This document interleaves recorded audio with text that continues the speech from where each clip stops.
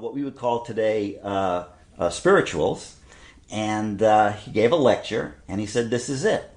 I am now satisfied." And I'd like to read the whole quote, but here's part of the quote is there. "I am now satisfied that the future music of this country must be founded upon what are called Negro melodies. This must be the real foundation of any serious and original school of composition in the United States. These beautiful and varied themes are the product of the soil. They are American. They are your folk songs, and your composers must turn to them. All the great musicians have borrowed from the songs of the common people." And of course, in European terms, he was thinking of traditions, Joseph Haydn using Austrian folk songs, Tchaikovsky, Mussorgsky, all the Russian composers using Slavic folk songs or melodies that sound like they could have been Slavic folk songs.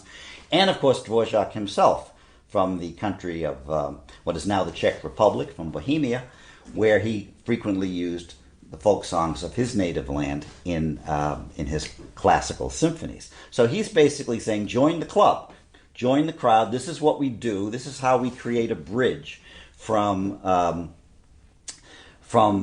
popular music or folk music to the world of classical composition, so that people can follow it and make that leap from the folk or the popular to the perhaps more serious style of classical composed symphonic music. Great idea, and Gershwin, in fact, will follow this in some ways. But the immediate response was very typical of the racist elite at that time. Here's the very first professor of music at an Ivy League school, Harvard, John Knowles Paine, wrote a blistering response to this, saying in 1892, "It is a preposterous idea to say that in the future American music would rest upon such an alien foundation as the melodies of a yet largely undeveloped race."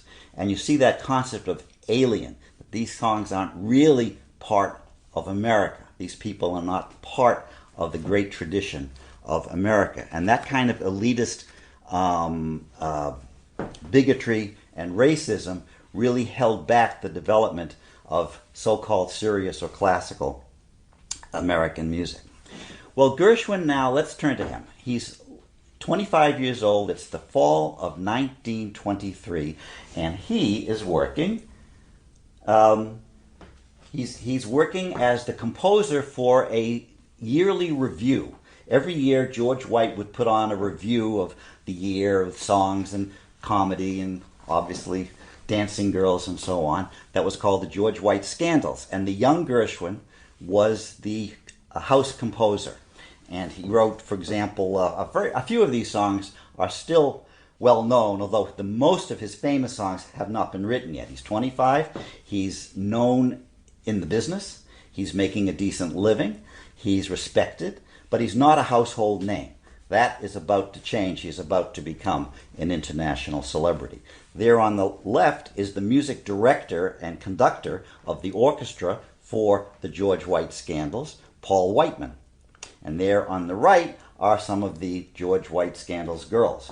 And you know, I've looked at that, I've used that picture in a number of talks, and today I was getting my slides ready, and it was the first time I noticed, I must have seen this slide a lot of times, the first time I noticed that all those girls are wearing masks. I don't know if you can see it in your home. I have no idea what's going on in that shot, but that's a contemporary shot, obviously, in the 1920s of the George White Scandals girls. Well, at any rate, Whiteman and Gershwin had some classical training and imagined a kind of American classical music or serious music or composed music, whatever word you want to use, that would somehow tap into the energies of American popular music, which in those days would have been ragtime and its continuation into stride or Dixieland music. There was already some Hispanic music, some Latin music that we'll talk about a bit. And of course, Gershwin is part of a whole